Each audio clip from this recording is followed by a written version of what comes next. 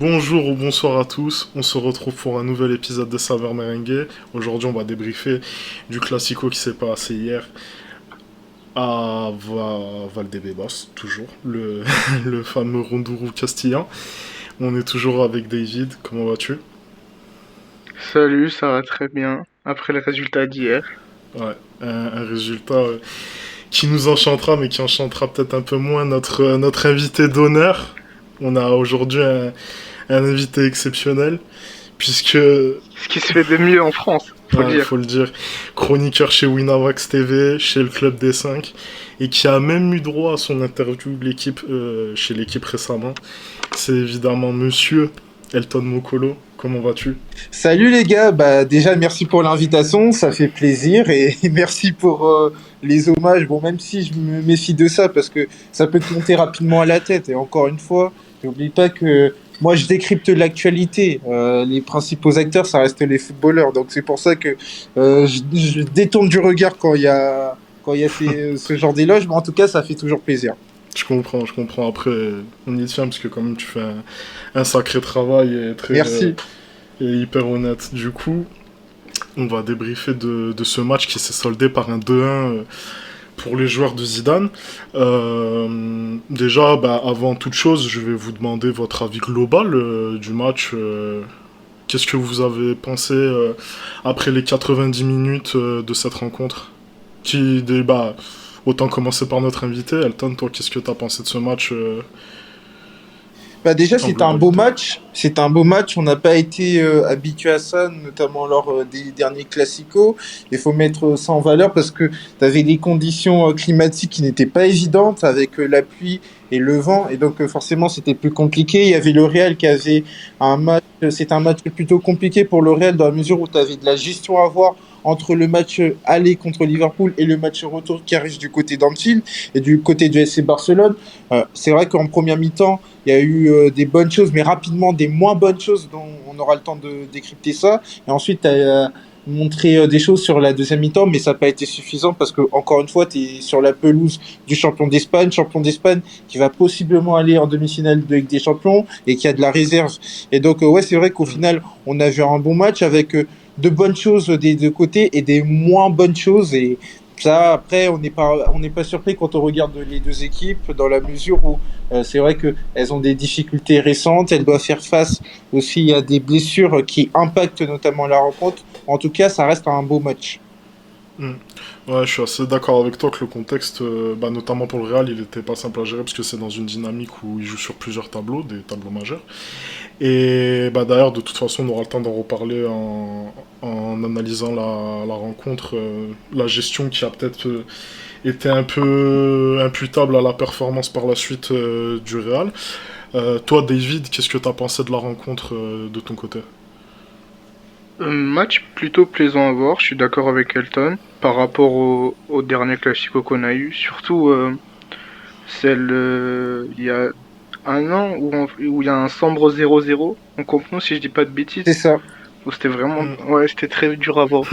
Hier c'était beaucoup plus plaisant. Il y avait deux équipes avec des intentions. Et surtout, ouais, comme vous avez dit, physiquement, pour le Real, c'était pas évident de gérer la Ligue des Champions et la Liga, surtout avec des blessures majeures. T'avais pas Ramos, t'avais pas Carvajal, t'avais pas Hazard. D'ailleurs, ça s'est vu en deuxième mi-temps Mm. où Zidane a fait des changements peut-être un peu précipités, mais Ouais.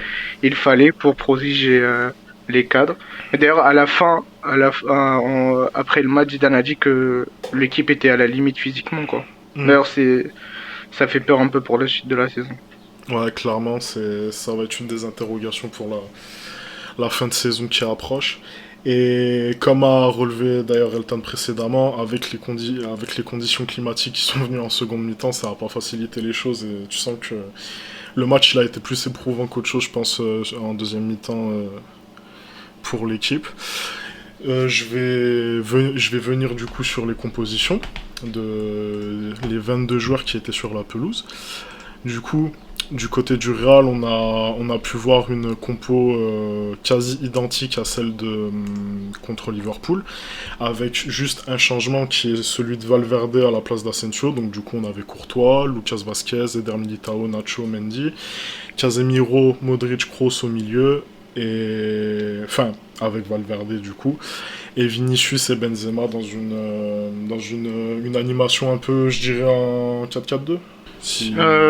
Il y a, Ouais, 4-4-2. ouais, il y a beaucoup Mais de choses à il y dire. avait aussi Ouais, vas-y. Valverde qui redescendait énormément, Ouais. aider Vasquez Ouais, par la suite derrière. Donc de la c'était plus sortie de un Vasquez. 5-3-2 peut-être Ouais, surtout quand en phase Vasquez défensive. sort sur blessure et qu'Odriozola rentre. C'est vrai que c'était beaucoup Ouais. plus dans ce schéma-là.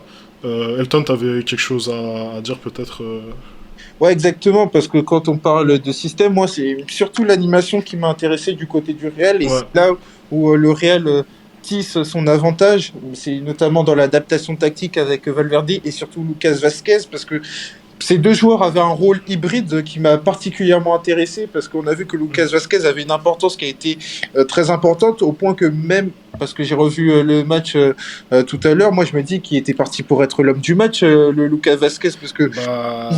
sa fonction C'est.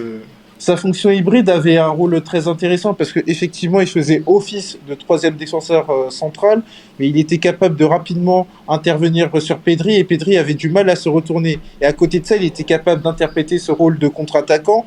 Et tu as eu du mal, notamment quand il est sorti Lucas Vasquez, parce que bien évidemment, Odriozola, pour une question de niveau, c'est un peu plus compliqué et n'était pas le plus à même il n'était pas capable d'interpréter ce rôle hybride, c'est-à-dire je suis capable de m'exercer en tant que troisième défenseur central et d'être ce contre-attaquant qu'on demande. Hmm. Et donc, il y a eu du mal au niveau de la gestion. Et Valverde, pour une question de temps de jeu et pour une question de forme, ça a été, il était obligé de sortir à l'heure de jeu parce que effectivement, il doit accumuler du temps de jeu et il doit être géré.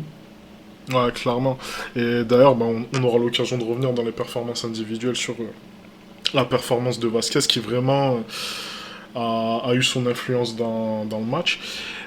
Côté Barça, du coup, pour ce qui est de la compo, une défense à 3 avec du coup les quatre premiers hommes, Ter Stegen, Araujo, Langlais et Oscar Mingueza.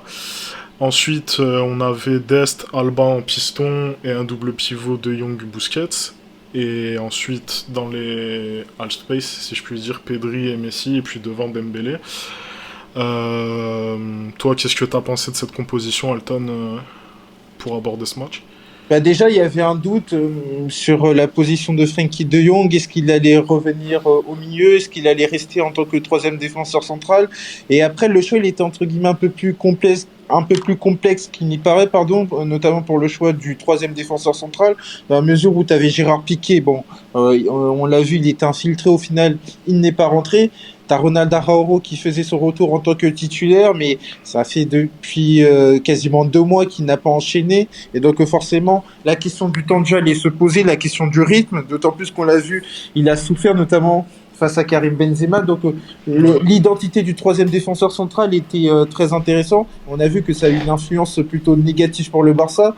Après, du côté de Ronald Koeman, il y avait cette volonté de remettre Frenkie de Jong pour avoir ce carré avec De Jong, Busquets, Pedri et Lionel Messi pour maximiser tes chances, mais au final, on a vu que c'était plus compliqué, notamment en raison de la qualité défensive du Real Madrid. Ouais, et comme tu dis, effectivement, ça a été vraiment compliqué, je pense, de développer dans l'entrejeu pour Barça et avec cette défense. Et du coup, on va pouvoir enchaîner sur la prestation collective. Bah, on va commencer par ceux des vainqueurs, celle du Real, qui déjà, comme tu l'as expliqué, ont vraiment été solides derrière. Déjà avec une charnière, moi, à mon goût, qui a encore une fois été répondu présente avec Militao et Nacho. Et pour moi, encore un match très très solide, même s'il est pas fautif, mais on va dire qu'il se laisse un peu emporter bêtement sur le, le laisser-passer de Griezmann sur le but de Mingueza. Mais vraiment une charnière qui a encore répondu présente, qui a encore fait preuve de solidité, et surtout Militao, je trouve, qui a été redoutable dans la lecture de jeu et qui vraiment a laissé peu d'espace, notamment bah, je pense à certaines prises sur Messi, je pense à à parfois Pedri quand il se projetait. Vraiment, ça a été solide derrière. Vasquez qui a fait une performance fantastique jusqu'à sa blessure et qui a apporté énormément. Et de cette défense solide, je pense que David sera d'accord avec moi pour le relever. On avait vraiment énormément de qualité à la relance et on arrivait super bien à ressortir le ballon et c'est ce qui m'a très étonné du match. Enfin, en tout cas, moi, c'est ce que j'ai eu l'impression. Peut-être, David, toi, tu partageras pas ça à ce niveau. Ce matin, en renvoyant le match à froid, en fait, je me suis rendu compte qu'en fait, on n'était pas arrivé franchement à sortir beaucoup de fois de la pression du Barça en première mi-temps. Les rares fois où on l'a fait, il y a eu danger parce on trouvait assez facilement Vinicius derrière le dos des défenseurs du Ouais. Barça, mais on n'a pas réussi à sortir autant de fois de la pression. On a réussi à sortir 4-5 fois d'une belle manière.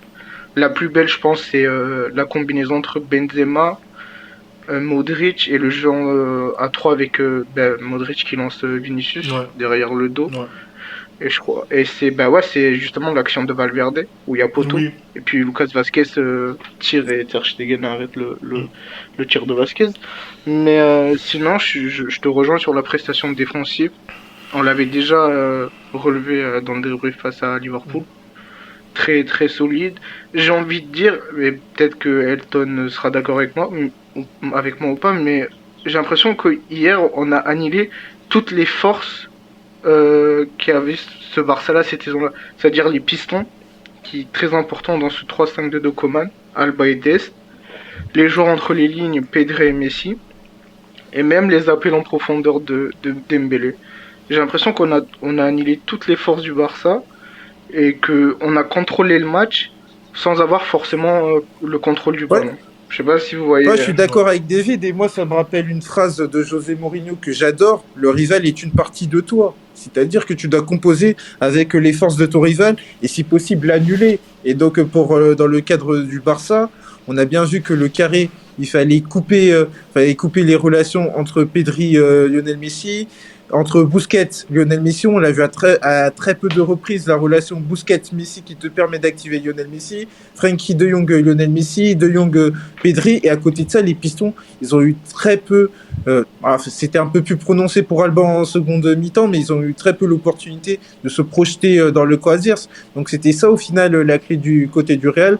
Parce que moi, je m'attendais peut-être que le Real soit un peu plus haut, notamment dans sa manière de presser. Mais après, c'est lié au fait que tu as dépensé énormément d'énergie contre Liverpool. Et donc, tu devais avoir une position plus attentiste parce qu'il y a des forces en présence à prendre en compte du côté du Real. Donc, tu as eu un plan plutôt réactif. Un plan réactif où il fallait annuler notamment les relations à l'intérieur du jeu et empêcher que les pistons soient lancés. Et en plus de ça, t'as pu compter sur un Dembélé qui n'était pas fiable, notamment dans sa capacité à interpréter ce rôle d'avant-centre. Donc le Barça n'a pas eu cette capacité à avoir de la profondeur. Et dès que le Barça n'a pas de profondeur, c'est un peu plus compliqué parce que t'en es réduit à quoi? T'en es réduit à avoir Lionel Messi qui va prendre le ballon et qui va tenter des 1 contre 2, des 1 contre 3 qui vont être contre-productifs. D'ailleurs, c'est pas anodin. Sur le deuxième but, l'action qui amène le coup franc de Vinicius, Lionel Messi se lance sur un 1 contre 2 qui est perdu. Derrière, tu as une transition qui fait mal au FC Barcelone. Et c'est principalement le problème du côté du Barça, c'est-à-dire que le Barça aime bien perdre les ballons dans des zones où ça porte pas à conséquence. Mais à partir du moment où tu es dans une notion de déséquilibre, mais cette notion de déséquilibre est incarnée seulement par Lionel Messi, t'es pas préparé à ce pressing à la perte du ballon et t'es rapidement plus fragile. Et puis, juste pour ajouter, j'avais aussi cette sensation, comme Elton, ou comme face à Liverpool, on aurait pu aller chercher, au moins sur les 15 premières minutes, le Barça haut, mais dès la composition d'équipe, quand tu vois que Zidane a opté pour Valverde, j'ai direct compris que Zidane a fait le parti pris d'être regroupé dans notre camp. Ouais. Et jouer l'autre transition. Final. Sinon, je pense qu'il aurait pu mettre un Isco, par exemple, dans un milieu à losange, avoir plus la maîtrise, avoir plus de phases de possession. Parce que sur la première mi-temps, je crois qu'on n'a aucune phase de possession. Ouais, C'est juste on évolue juste en transition avec les courses de Vinicius, de Valverde derrière le dos des trois défenseurs du Barça. ouais, clairement. Et finalement, je pense même qu'on peut dire que l'approche du match, elle a été sensiblement similaire à celle du match aller au Camp Nou. Parce que clairement, je vois vraiment disons quasiment la même équipe qui attendait, comme tu disais, regroupée, et qui, dès qu'elle pouvait agresser le Barça dans la profondeur et en transition offensive, allait le faire, et ben, notamment avec Valverde, qui, encore une fois, ben, je dirais, par les mêmes Chaque courses. classico. Vraiment, Chaque classico, c'est la carte joker de Zidane qui te sort et à chaque fois ça c'est marche. ça, et c'est là, après, on pourra en venir à la réponse tactique du Barça à ce niveau. Mais c'est vraiment. Moi, j'ai plus été déçu du Barça que surpris par l'interprétation de Zidane sur ce match. Juste, il y a un point que je voulais relever par rapport au pressing. Elton, il a bien fait de rappeler que justement, par rapport à la gestion des matchs et des futures échéances, il y avait quand même une certaine gestion du pressing et même de l'énergie à apporter là-dedans. Moi, mine de rien, j'ai trouvé quand même que le pressing, il était quand même ordonné et qu'il avait de la cohérence sur certaines zones ciblées. Je pense notamment à la relance et au premier relanceur du Barça, et puis même sur Busquets ou même De Jong. Moi, je trouve que clairement, il y avait quand même cette cohérence et on va dire un plan établi. Et ça, c'est quand même une chose qu'on a eu pas trop l'occasion de voir cette saison du côté de Zidane. Et encore une fois, un peu à l'image de Liverpool, je trouve qu'il a quand même su bien interpréter les choses, et notamment sur le sans ballon et au pressing, là où justement on avait vraiment des choses à redire. C'est pas parfait, encore une fois, il faut replacer sur le contexte des moyens qu'il peut employer à ce niveau par rapport aux rencontres qu'il a jouées et qu'il devra jouer. Mais je trouve que, mine de rien, sur une rencontre cruciale pour la course à la Liga, il a quand même su avoir le bon raisonnement où il fallait pour s'assurer au moins pérenniser un résultat pour une rencontre à ce niveau. Et du coup, offensivement, vous, qu'est-ce que vous avez pensé du Real, qui a quand même eu beaucoup d'occasions, qui aurait pu, je pense, même élargir le score s'il y avait eu plus de justesse, que ce soit individuellement ou même collectivement. Comme tu as dit, on aurait pu aggraver le score, que ce soit sur l'occasion de Valverde en première mi-temps, que ce soit sur la deuxième mi-temps où Vinicius, il y a une séquence de 5-10 minutes où Vinicius joue contre nous, clairement. Là, pour le coup, c'était vraiment le cas, où il rate un 2 contre 2, il n'arrive pas à faire la bonne passe à Benzema. Il y a l'action de Kroos aussi, où je sais pas pourquoi il tire pas, enfin, une reprise de volée, il met une tête. Bon, j'ai pas compris. Il y a aussi un centre de Odriozola qui est mal dosé, alors que s'il la dose mieux, c'est limite un tap-in pour Benzema. Après, j'essaie de me souvenir d'autres occasions. Il y a aussi, oui, le poteau sur un centre de Vinicius qui est dévié par un défenseur du Barça. Il y a un poteau. Non, clairement, on a toujours su être dangereux en transition. Un peu moins quand il y a eu les changements, quand Benzema est sorti et que le chef de chantier Mariano est rentré. Il y avait du coup, bah oui, parce que en fait la transition c'est bien, mais Benzema était énormément sur ce rôle d'appui remiseur, de lancer derrière le dos défense du Barça. Là, quand tu perds ça, Mariano il t'apporte pas ça, quoi. Enfin, il t'apporte rien d'ailleurs. Ouais, clairement, je pense que là, tu fais très bien de le relever. L'animation offensive, elle a reposé énormément sur la performance de Benzema, notamment au niveau des décrochages et de l'espace qu'il a pu apporter à Vinicius, voire même à Kroos pendant le match, qui essaie de pas mal se projeter vers l'avant. Ah ben oui, il y a aussi l'occasion de Kroos, c'est vrai, où il y a une transition et que Kroos reçoit le ballon. Ouais, alors qu'il a l'espace pour avancer avec le ballon. Ouais, mais pour revenir sur le rôle de Karim Benzema, il a été encore fondamental, parce que moi je me souviens d'Eder Sarabia, Eder Sarabia qui était l'adjoint de Quique Setién l'année dernière, qui expliquait qu'il faisait énormément de mal au Barça, notamment sur cette capacité à garder le ballon et à donner de la continuité au jeu. Et il y a un joueur qui a particulièrement souffert de ça, c'est Araújo. Parce que Araújo, là où il a été Hmm. une révélation du côté du Barça, c'est sur cette capacité à défendre sur les grands espaces. Mais il avait des attaquants qui étaient plutôt occupés, focalisés, à attaquer la profondeur, à essayer d'agresser Araújo. Araújo, dans ce type de contexte-là, il s'impose notamment par sa capacité athlétique. Karim Benzema, c'est un défi intellectuel, c'est-à-dire qu'il est capable d'être dans une zone qui va te faire du mal, il est capable de garder le ballon et d'apporter de la continuité. Donc Araújo, qui revient à la compétition en tant que titulaire, il n'est pas habitué à ce type de contexte, encore plus sur un classico, et donc par rapport à ça, il n'a jamais su s'ajuster. Et au final, le football, ça reste toujours un rapport de force. Et à ce jeu-là, le rapport de force était constamment en faveur de Karim Benzema. Mais d'ailleurs, Clairement. Elton, j'ai l'impression que le mal que vous avez eu face au Real hier en transition était déjà palpable face à Valladolid Exactement. lundi dernier. Puisque j'ai regardé le match justement face à Valladolid et je me suis dit, purée, si Valladolid gère mieux leur transition, ben, ils pouvaient vous marquer un voire deux buts. Mais bon, vu que la qualité des joueurs ben, est pas la même entre Valladolid et Real, vous avez encaissé 0 but, mais déjà, je me rappelle plus l'attaquant de Codro, Valladolid Kodrou, il vous a fait ouais. énormément de balles dans tout ce qui est remise, garder le ballon devant. Et je m'étais fait la réflexion lundi, je me suis dit, ah Benzema dans ce rôle-là, il peut faire beaucoup plus mal que bah, les joueurs Kodro. Ben, ça a payé vu que la qualité intrinsèque des joueurs du Real et Valladolid est différente. Mais déjà, j'avais perçu une petite faiblesse du Barça sur ce genre de Bah, séquence. pour le coup, les grands esprits se rencontrent parce qu'à la mi-temps du match Barça-Valladolid, je m'étais fait la même réflexion. Le Barça avait du mal à gérer notamment Roque Mesa et Codro. Et Codro, il posait énormément de problèmes parce qu'il gagnait les ballons de par sa forte taille, de par sa grande taille, pardon. Et à côté de ça, il était capable de donner de la continuité au jeu. Si bien que le Barça, qui veut contre-presser, qui veut défendre en avançant, à partir du moment où tu as un joueur qui garde le ballon, tu es dans une incertitude.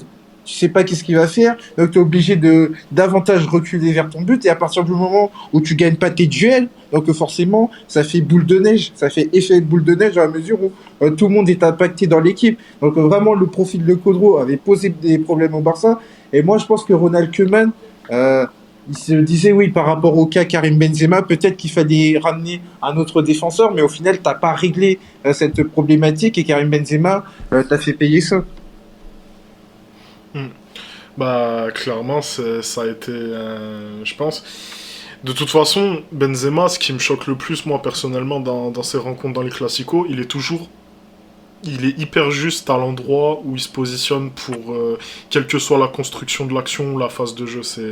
C'est les parties, c'est les matchs où vraiment sans ballon il m'impressionne le plus parce qu'on dirait qu'il, comme t'as dit, pour les défenseurs c'est un duel intellectuel, mais en plus de ça, c'est vraiment, t'as l'impression qu'il voit à l'avance le jeu dans ses placements, où il va chercher à remettre par la suite pour donner le plus de temps et d'espace au receveur. Vraiment, c'est les matchs, je pense, où à ce niveau, il est le plus étincelant dans ses compartiments de jeu. Et comme tu as dit, ça a posé énormément de problèmes à la défense du Barça. Et du coup, bah, on va enchaîner par la Excuse-moi, performance je te coupe Rémi, du... mais Ouais, vas-y, juste vas-y. hier, j'en parlais avec un pote et je l'avais dit dans un... J'ai dit, ouais, j'ai l'impression qu'il a compris le jeu, mais à 100% maintenant. C'est pas qu'il était pas intelligent avant, c'est toujours été un joueur intelligent de ses déplacements, mais des fois on pouvait lui reprocher ses décrochages inutiles C'est ou ça. qu'il aille dans des Mm. zones alors que la zone est déjà occupée par un autre. Là, cette saison, et pas que sur ce match-là, cette saison, j'ai l'impression que tout ce qu'il fait, c'est dans le sens du jeu, c'est dans le sens du collectif. Enfin, j'ai Mais l'impression qu'en fait, bah, nous deux, on était c'est... d'accord parce qu'on en parlait en off. Pour moi, c'est sa meilleure saison de sa carrière. Au-delà de ses Ouais. stats, de ses tout ça, c'est dans le jeu. On a vu même que face à Elche, il a mis un but coup de pied. Incroyable. Mm. Il a pas mis le plat du pied. Et hier, c'est une de mes marottes aussi avec lui, l'appel premier poteau. L'appel premier Ouais. poteau. Ça change tout. Ouais, C'est, l'appel est à mon vraiment avis, il tranchant le fait pas et... assez. Et l'appel premier poteau, c'est premier poteau, premier servi. clairement. Et tu fais bien de relever justement cette évolution et j'ai envie de dire cette maturité dans le jeu de Benzema. C'est qu'avant, on avait toujours ce reproche parfois de décrocher pour décrocher, vraiment pas de donner une solution concrète aux joueurs qui l'entourent parfois. Et que c'était un peu je sais pas, une sorte de mimétisme un peu trop criant du joueur de salon à vouloir décrocher pour donner de l'espace alors que ça n'a pas d'utilité là depuis cette saison.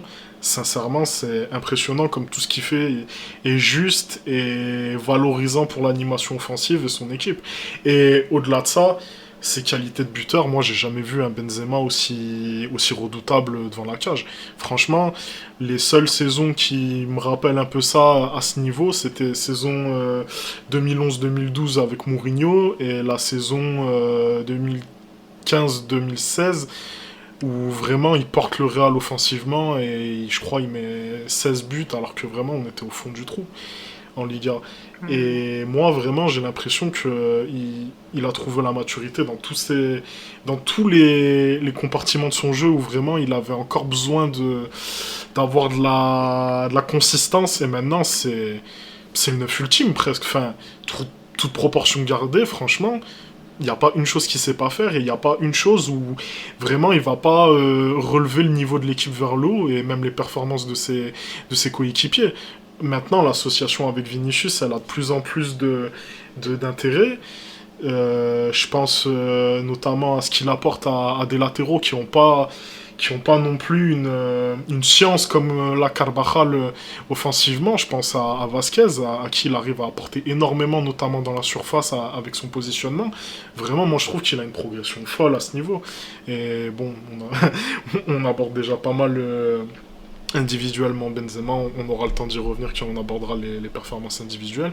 Mais du coup, ce joueur qui aura posé énormément de problèmes défensivement au Barça, le Barça qui a dû livrer une réponse tactique à cette approche de l'équipe de Zidane.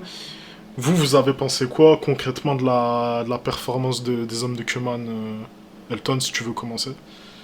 Ben, ça avait bien commencé parce que tu as pu mettre à profit les débuts hésitants du Real, notamment dans sa capacité à presser. Et après, on a vu que tu as été rattrapé par ta naïveté défensive. À partir du moment où tu n'as pas su gérer le cas Benzema, tu n'as pas su gérer notamment les appels dans la profondeur de Casemiro, et notamment lorsque tu vas aller chercher le Real, enfin, t'essayes de chercher, parce que, encore une fois, c'est une problématique du Barça, notamment sur cette capacité à presser.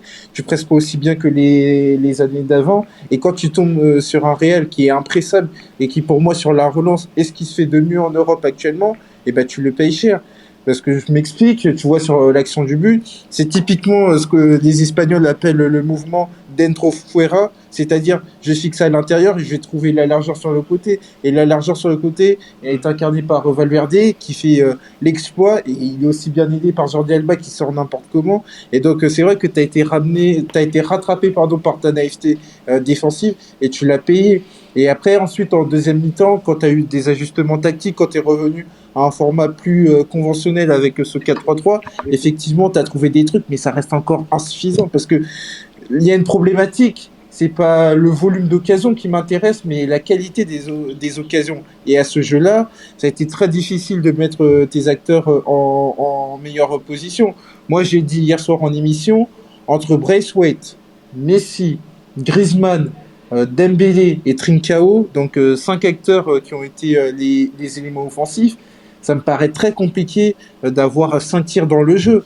Et ça, c'est une problématique, c'est-à-dire que tu n'arrives pas à matérialiser ce que tu fais avec le ballon. Et c'est toujours ça la problématique, parce que c'est toujours cette théorie sur la possession. Qu'est-ce que tu dois en faire de cette possession? Elle doit avoir une finalité. Et hier soir, la finalité, elle n'a pas eu que des bonnes choses. Mais ceci étant, ça reste une performance qui est acceptable. Il faut pas non plus tout jeter, parce que c'est toujours ça quand il y a le Barça qui perd sur un Classico. Faut avoir la tête froide. T'as perdu face au champion d'Espagne qui, encore une fois, est en course pour une demi-finale en Ligue des Champions. Donc tout n'est pas acheté. Clairement. Moi, je voulais te poser une question Vas-y, David, si tu veux rebondir. Non, non, c'est juste dans la continuité de ce que dit Elton. Je suis d'accord avec lui globalement sur la peur du Barça. Mais moi, j'ai une question, Elton, c'est que quand tu vois que la circulation est un peu lente, que tu n'arrives pas à trouver tes joueurs entre les lignes, que ce soit Pedri ou Messi, que le Real bloque bien tes pistons, pourquoi, par exemple, un Frenkie, où je sais que cette saison, ça a été une des forces du Barça, les appels derrière en profondeur de Frenkie. Pourquoi Frenkie ne l'a pas fait hier? J'ai l'impression qu'il l'a jamais fait. Ouais, c'est ça. Hormis t'as peut-être l'action. Non, non, bah il a pas fait. Il a pas fait. C'est. Mais Non, après, encore une fois, c'est quelque chose qui se travaille. C'est-à-dire que tu dois au minimum cadrer l'adversaire pour te permettre d'avoir un Messi qui ait de l'espace et du temps pour activer Frankie de Jong. Et même ça, tu as eu du mal parce que Messi n'était pas trouvé dans ces zones qui te permettent de trouver un joueur dans la profondeur. Donc oui, on aurait aimé voir du côté du Barça un Frankie de Jong qui attaque la ligne arrière du Real Madrid, mais pour autant, ça se travaille. Et c'est là où le Real a eu du mérite, c'est qu'ils n'ont pas permis d'exploiter ce type d'attaque. Sinon, comme, sur ce que tu as dit sur la qualité des actions, je te rejoins. Et là, d'ailleurs, je suis sur Infogol. Et à part le but de Mingueza qui a 20% de probabilité, la deuxième plus grosse occasion du Barça, c'est Messi. Je sais pas si vous voyez l'action sur Courtois, où Courtois sort très Ouais. bien. Toute fin Oui, de oui, la oui, première oui, mi-temps. Ouais, c'est sur un corner, je crois. Sur le Ouais, corner. voilà. Sinon, bah, les autres actions, c'est 14% de probabilité, c'est 12%, celui de Dembélé dans le premier quart d'heure, c'est 10%. Et sinon, ouais, t'as Moriba aussi en toute fin de match, qui tape la barre ouais. transversale, mais ça, c'est même pas dans le jeu, c'est à la fin où t'envoies des longs ballons devant, c'est pas quelque chose de travaillé ou dans un circuit de passe, quoi. Exactement, et Mm. même tu vois sur Ouais. le bid de Mingueza, on peut pas dire que de manière esthétique, tu vois, et même dans la manière de tirer, soit une occasion claire. Moi j'étais un peu Euh, surpris notamment de voir le but de Mingueza, je me dis déjà qu'est-ce qu'il fait ici. Ensuite tu vois le type de but, non, t'as pas eu d'action claire du côté du Barça. Et ça c'est la problématique dans la mesure où t'as pas su mettre hors de position le Real, parce que c'est une thématique qu'on a eue notamment pour le Bayern de PSG. Je vais faire une petite parenthèse où c'est vrai que il y a beaucoup de gens qui se sont attardés sur le volume d'occasion. Et moi, ce qui m'intéresse, c'est tu produis en quantité, mais il faut aussi produire en qualité. C'est-à-dire que tu dois mettre hors de euh, position l'adversaire et mettre à contribution, par exemple, un Keylor Navas ou un Thibaut Courtois, et que le rapport de force tourne à ton avantage. Et là, à partir du moment où tu n'arrives pas à te mettre en bonne position, c'est nettement plus compliqué. Et donc, c'est vrai que tu as bien raison de rappeler la probabilité des actions. C'est-à-dire que du côté du Barça, c'était très faible là-dessus. Et ça, c'est un truc à corriger, notamment pour les échéances futures. Et quand je parle des échéances futures, c'est dès samedi prochain pour la finale de Copa. Mais d'ailleurs, il y a quelque chose qui vous a fait énormément du bien en deuxième période, c'est la rentrée d'Odriozola. Ouais. Ce matin, en revoyant le match, je pense réellement que c'est une consigne de Coman, c'est que quasiment toutes vos actions, c'était côté gauche du côté d'Alba. Et que il y a trois quatre fois où c'est passé derrière le dos d'Odriozola. Et si Alba, Alba sente mieux ou fait la petite passe en retrait sur Pedri, je pense qu'il y a 2-2 et la physionomie du match change. Mais la rentrée d'Odriozola, elle vous fait énormément de bien, parce que nous, ça nous déstabilise notre bloc défensif. Alors qu'on était très solide en première Oui, mi-temps. alors il y a plusieurs choses. C'est vrai qu'on a eu un Barça asymétrique, notamment dans sa manière d'attaquer. Moi, je pense que c'était plutôt problématique en première mi-temps, dans la mesure où ça aurait été bien d'alterner avec Dest, mais Dest, il fallait l'activer. En deuxième mi-temps, tu sais qu'à partir du moment où Mingueza, c'est pas un latéral à proprement parler, Mingueza, c'est plutôt dès lors qu'il a été lancé que tu peux le trouver. Mingueza, tu peux pas vraiment l'activer, donc tu as été obligé d'attaquer plus sur le côté gauche. Et c'est vrai que la rentrée d'Odriozola fait que ça te permet notamment d'avoir un Pedri qui peut être davantage touché, parce que Odriozola ne peut pas faire ce que j'ai dit avec Lucas Vazquez, c'est-à-dire intervenir très haut, parce que il est moins bon, hein, tout simplement, et donc forcément. Tout simplement. Ouais, tout C'est une question de qualité. C'est ça, et donc forcément, tu peux pas demander à Odriozola d'interpréter ce rôle hybride et t'attendre à ce qu'il fasse de bonnes performances. Donc le Barça a pu s'appuyer là-dessus. Et donc c'est vrai que Jordi Alba, il a pu être trouvé à 2-3 reprises de manière dangereuse. Vous avez assez bien résumé la performance du Barça, sauf si vous avez quelque chose à ajouter.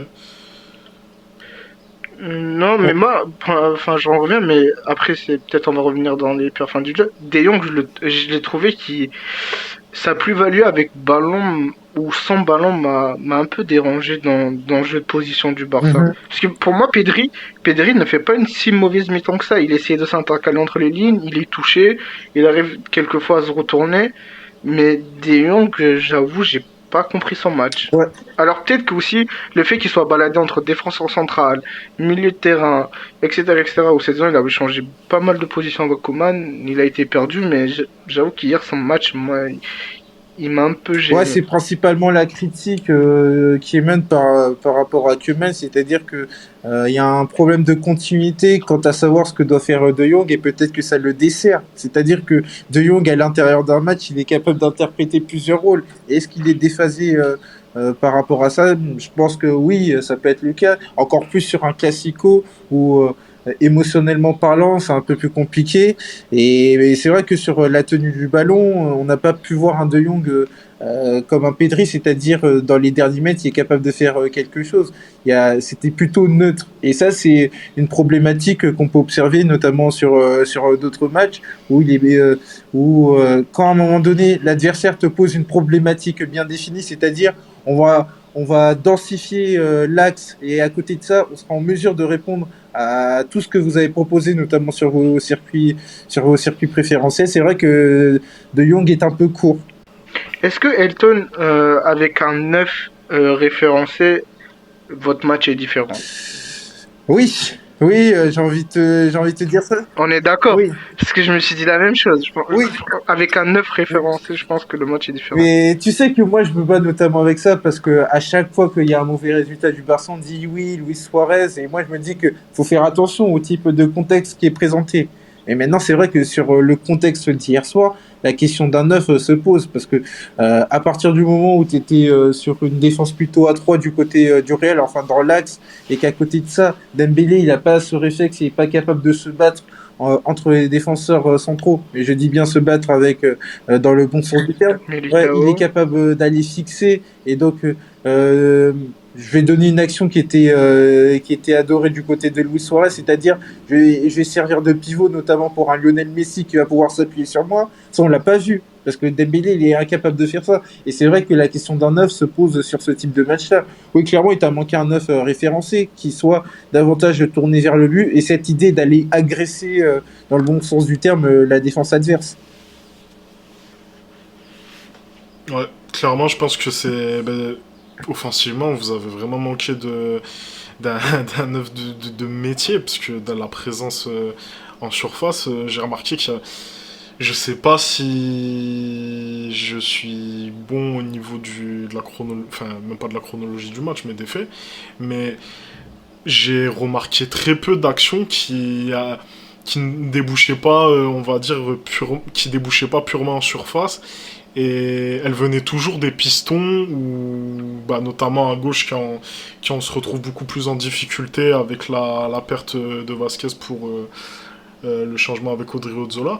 Je pense qu'un 9, ça aurait totalement changé les plans de ce Barça, et puis même nous aurait posé bien plus de problèmes, parce que encore une fois, je reviens sur Militao, il a vraiment eu très peu de travail jusqu'à l'entrée presque de Griezmann, où Griezmann va avoir un apport sans ballon qui est déjà plus intéressant et qui a même un peu plus posé problème, notamment dans la construction des actions, où j'ai eu l'impression que justement il y avait plus de danger et de présence dans cette surface. Moi, je sais pas si c'est ce que vous êtes. Oui, je suis d'accord. Et pour parler de manière plus spécifique de Dembélé sur ce type de configuration, moi je crois sur la première mi-temps, À une seule reprise, il arrive à donner un appui qui est correct dans la course pour Lionel Messi. Et même là, le Messi n'arrive pas à bonifier ça.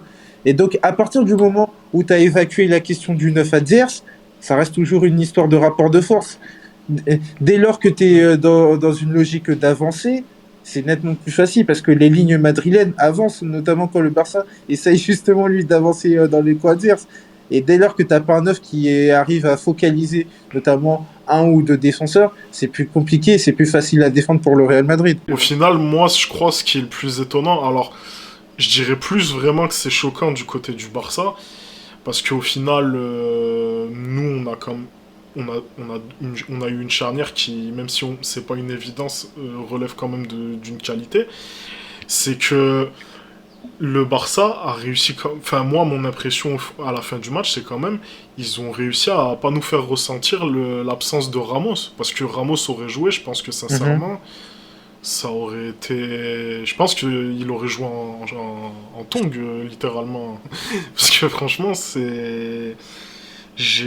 moi à l'approche des matchs qui ont eu lieu, en sachant qu'on allait quand même pas avoir notre défenseur numéro 1, notre capitaine, je me disais quand même on allait ressentir ce manquement, même si au final on retrouve de la qualité chez Militao, chez Nacho ou même un Varane s'il n'aurait pas contracté le Covid. Mais là, contre ce Barça, vraiment que on ressente pas l'absence d'un des plus gros défenseurs du monde. Après, Nacho a bien rempli le rôle de ce que aurait pu faire Ramos s'il était là, c'est-à-dire bien sortir sur l'attaquant qui est entre les lignes, anticiper la passe entre les lignes. Il l'a fait plusieurs fois en première mi-temps, Nacho. Donc, je sais pas si je suis aussi dur avec toi que sur la paire offensive du Barça. Je trouve surtout que Zidane a super bien annihilé toutes les forces du Barça qui était collectif. Ça, je suis assez d'accord, mais par exemple, tu vois, moi j'ai un match en tête, c'est le match qu'on a fait contre l'Atleti il y a quelques semaines. Ils nous ont beaucoup plus posé problème, alors que justement, tu vois, on avait quasiment la même charnière, Varane à la place de Militao. Et ouais, justement, mais notre bloc était beaucoup plus défaillant. Comment dire ça? Notre pressing et notre bloc étaient beaucoup plus dissipés sur le terrain. Il y avait des espaces énormes. Donc Nacho et Varane se trouvaient beaucoup plus en difficulté parce qu'ils n'étaient pas protégés par leur milieu. Hier, ils sont protégés par Kroos, Modric, Casemiro et en plus par les deux latéraux. Donc ils sont entre guillemets beaucoup plus tranquilles que face à l'Atlético où tu sors pressé mais tu sais t'es pas cohérent, t'es pas organisé, t'es désorganisé dans ton pressing. Donc à la fin, c'est qui ont pâti le plus, c'est la charnière centrale parce qu'ils sont exposés en fait. Je pense que c'est plus ça que une faiblesse offensive du Barça. Non, c'est vrai, c'est très juste ce que tu dis. Écoutez, je pense on a été assez complet sur les performances collectives. Rapidement, qu'est-ce que vous avez pensé, vous, du coup, de l'approche et de la lecture des deux coachs sur cette rencontre? Peut-être, autant commencer par Koeman, du coup. Elton, toi, globalement, qu'est-ce que t'éprouves après les 90 minutes qu'il a proposé tactiquement? Après, alors, sur la première mi-temps, enfin, même sur le début de match, alors, le choix était cohérent. Je pense que Ronald Koeman a installé une équipe, notamment pour mieux presser, avec notamment la carte Mingueza qui est capable de t'apporter quelque chose. Et la carte Mingueza, elle a eu beaucoup de difficultés face à Vinicius. Et donc, forcément, ton plan initial pose question. Mais ça, c'est a posteriori. Tu te dis, ouais, est-ce qu'il aurait fallu mettre un De Jong défenseur central, parce que on l'a pas évoqué, notamment pour parler de la prestation collective du côté du Barça. Et sur les lignes arrières, t'as pas été en mesure de déclencher quelque chose. Et ça, c'est problématique du côté du FC Barcelone. C'est-à-dire que c'est Menotti qui te dit ça. Tout ce qui débute mal ne peut pas bien finir. À partir du moment où t'arrives pas, dès la relance, à à faire progresser le jeu. Donc forcément, c'est plus prévisible pour l'adversaire. Il y avait peut-être quelque chose à faire, notamment sur les lignes arrières. Après, tu sais que Mingueza, c'est pas forcément le meilleur là-dessus. Arauro, c'est sûrement pas le meilleur, notamment dans cette capacité de jouer en libéraux et de casser des lignes par la passe. L'anglais, il a essayé, Il peut le faire. mais encore une fois, il peut mieux faire. Mais ouais, il y avait peut-être quelque chose à faire, notamment sur la première mi-temps. En deuxième mi-temps, t'as un ajustement. Tu repasses notamment dans une formule 4-3-3 avec Dembélé qui retrouve son côté de la même manière qu'il avait fait après Valladolid. T'as Griezmann qui te permet d'avoir un joueur qui est capable d'aller faire les courses, notamment pour Eugénie Militao, et donc ça te permet entre guillemets de progresser dans le camp adverse, mais sans pour autant avoir des occasions nettes. Mais au final, oui, il y a eu des ajustements de Ronald Koeman, et ça, ça mettra son crédit de la même manière que la question de son 11 peut se poser a posteriori. Pour Zinedine Zidane, c'est une problématique différente parce que je sais pas à quel point les changements, notamment dans la gestion Ligue des Champions, ça a pu peser. Et après, tu sais que tu as un gap entre Karim Benzema et Mariano, par exemple. Tu sais que Ouais. Marcelo, il peut plus autant te donner comme avant. Isco, c'est la même chose. Donc au final, c'est plus pour Ronald Koeman qui a eu une semaine de travail que mon regard se porterait. Mm. Bah, moi, je suis assez d'accord avec toi dans le sens où, bah, comme tu l'as expliqué, les changements de Zidane, ils sont. Moi, j'ai l'impression que vraiment Zidane, c'est encore une fois là où je pense on le connaît le plus positivement, c'est que c'est quelqu'un qui s'adapte énormément à son. En termes de coach, il s'adapte énormément à ses contraintes et à ce qu'il a à subir. Et là, pour le coup, quand tu vois les changements qu'il fait en seconde mi-temps, Benzema, c'est un risque à prendre déjà de sortir un des meilleurs joueurs et la clé de voûte de ton animation offensive pour en plus mettre un joueur comme Mariano. Mais là où je pense aussi il a eu une autre contrainte, c'est également bah, la blessure de Vasquez qui conditionne aussi Mhm. le match de Valverde. Et je pense que Valverde, du coup, sort plutôt vu de tout le travail qu'il a effectué pendant 60 minutes. Et du coup, moi, bah, à part si toi, David, t'as quelque chose à ajouter sur Koeman, Non, Coman, moi je dirais qu'il s'est pas trahi et pour moi c'est le plus ouais, important dans le processus du Barça. clairement. En fait, c'était important enfin pour moi c'était important pour le Barça qui joue de cette manière-là face au Real. Parce que au match aller, je sais pas si tu te rappelles, on avait fait l'avant-match et on s'était dit Ouais, le Barça va presser haut, va aller chercher le Real haut. Et en fait, c'était sur la première mi-temps, c'était pas du tout le cas. tout à Le fait. Real était plutôt à l'aise pour relancer. D'ailleurs, le premier but vient d'une relance de Ramos qui est pas du tout pressé. Donc Ouais. hier déjà, le fait que le Barça se trahisse pas sur tout ce qu'ils ont fait cette saison, déjà pour moi c'est un bon point positif pour le Barça. Ensuite pour Zidane, pour moi, comme j'ai dit pour Liverpool, il a eu la bonne approche. Ça n'a pas été révolutionnaire, ça n'a pas été quelque chose de super élaboré, mais il s'est dit moi j'ai ces forces là, j'ai ces faiblesses là. Bah écoute, je vais tout miser sur mes forces, sur Vinicius, la profondeur, derrière le dos des défenseurs du Barça. J'ai Valverde qui va avoir du volume, ça a été le cas. Franchement, Mm. Zidane, on l'a beaucoup critiqué ici, pour pas lui Ouais. donner le crédit qu'il mérite sur les deux matchs, que ce soit mardi ou hier soir. Mm. Clairement, c'est. On peut dire que là où il a toujours été valorisé, c'est encore une fois sur ce pragmatisme au moment des échéances importantes que on a encore une fois retrouvé bah là mardi dernier et hier soir face au Barça dans un des matchs les plus importants à la course à la Liga et finalement comme tu as dit il a ciblé ses forces et il en a tiré le maximum tout en s'adaptant à ses contraintes mais également à l'adversaire qu'il avait en face et c'est comme il y a quand même une part de frustration quand tu vois qu'il a quand même toujours cette approche qui est juste, pragmatique et avec cette lecture, mais qu'à côté sur des matchs on va dire, où tu es dans une dynamique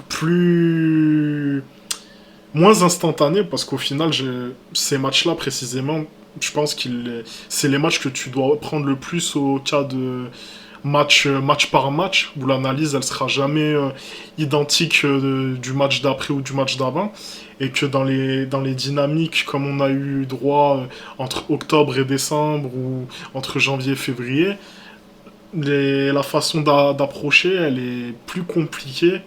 Et de toute façon, ça date pas que de cette saison, et puis ça date même pas de ce Oui, ça mandat. date depuis À- 3 ans. Même quand on fait le doublé, on a eu quand même, on a traversé des périodes qui étaient dures, où on arrachait les matchs vraiment à la toute fin. Je pense aux résultats qu'on va chercher contre le Betis à la maison. Euh, Deportivo, Athletic Bilbao, Riron, ouais, Gijón, il y a il y plein a de matchs. aussi Osasuna avec le but d'Isco à la fin. Enfin, je suis pas sûr si c'est Osasuna. Non, je crois que là-bas, Le but. on gagne plutôt tranquillement, avec un but de Vasquez. Et, non, mais Ouais. il y a eu beaucoup de matchs à domicile où on a galéré face aux petits. Il y avait Las Mm. Palmas, il y avait eu 3 partout aussi. Il y avait Villarreal aussi, on avait fait match nul. Mais, tu sais, Rémi, Mm. je vais pas dire que je suis pas étonné, parce que vu la dynamique qu'on avait cette saison, gagner Liverpool aussi, entre guillemets, facilement, et s'imposer face à Ouais. un Barça qui est en forme, c'est. Tu vois, je vais pas dire je m'y attendais. Mais là, comme t'as dit, quand c'est instantané, quand bah, t'as pas le choix, faut sortir sur le terrain, là, Zidane, il sait y faire. Mm. Mais comme on a dit sur le dernier podcast, faut que ce soit dans la continuité, que par exemple, après Liverpool, on joue Cadiz. Faut pas qu'on retombe dans le match où on a fait face à Levante, face à Clairement. Elche, où c'est insipide quoi dans le jeu. Mm. En face, bah, déjà en face, t'auras beaucoup moins d'espace. D'ailleurs, on joue Getafe ah, après Liverpool. Ouais. En plus là-bas, donc t'auras encore beaucoup moins d'espace. il faut sortir un T'auras mur beaucoup- aussi.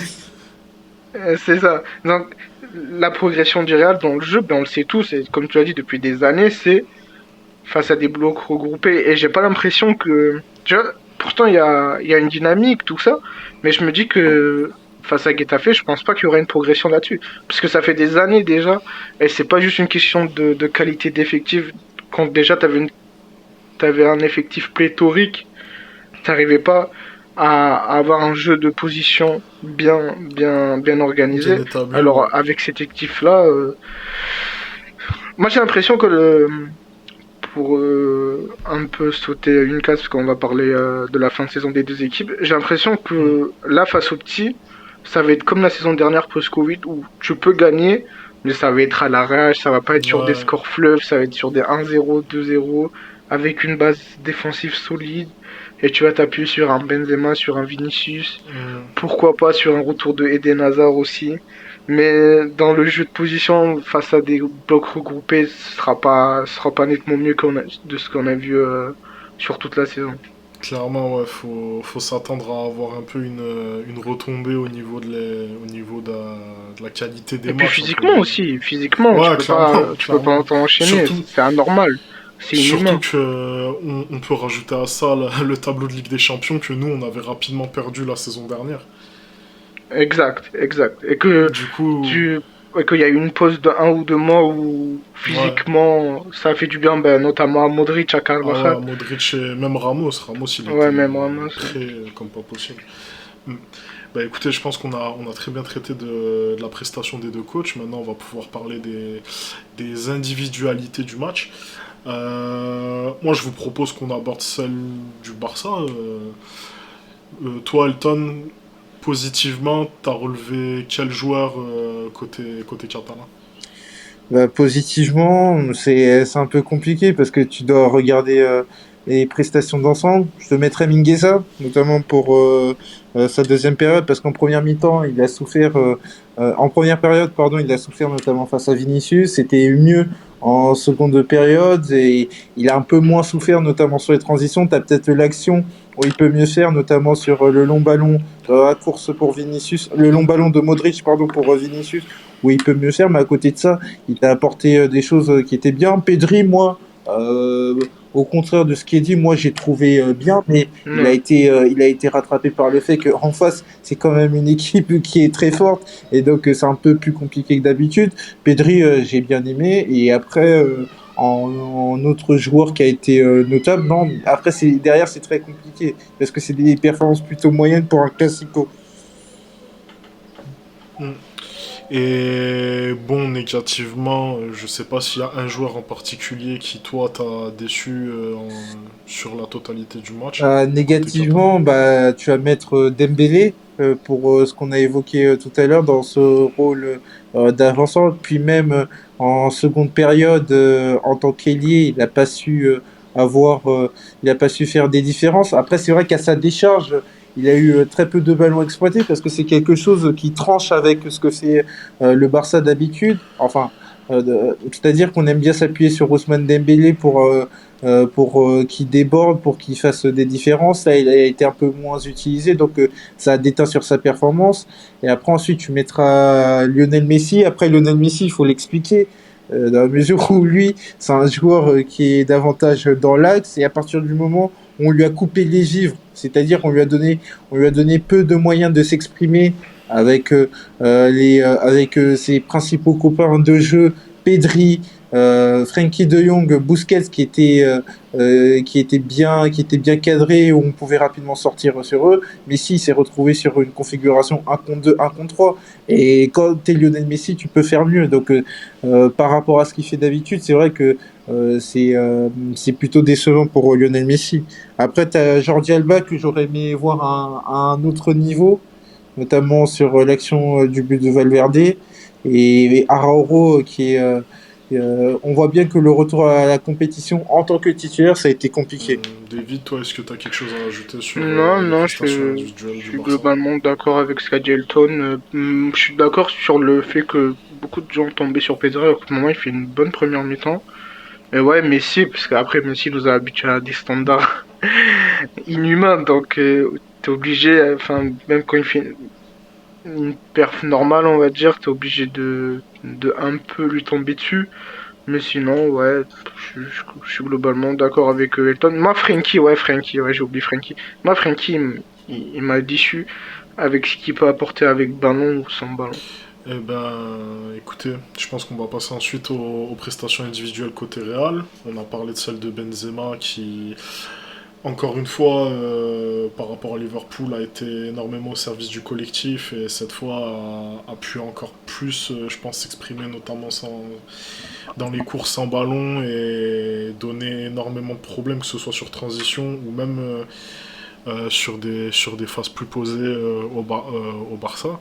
Son but, euh, que, que ce soit Magnifique. sur la réalisation du geste, moi l'appel je le trouve fantastique, vraiment, c'est, en plus que ce soit lui qui le fasse, c'est, vraiment c'est le flair pur du neuf et bah, l'exécution elle est juste fantastique, malheureusement, c'est un peu dommage pour Arrojo parce que du coup, je trouve qu'il donne un peu trop, comment dire, Il donne un l'espace et peu les de... moyens. En fait, il dit à Benzema d'aller au premier poteau.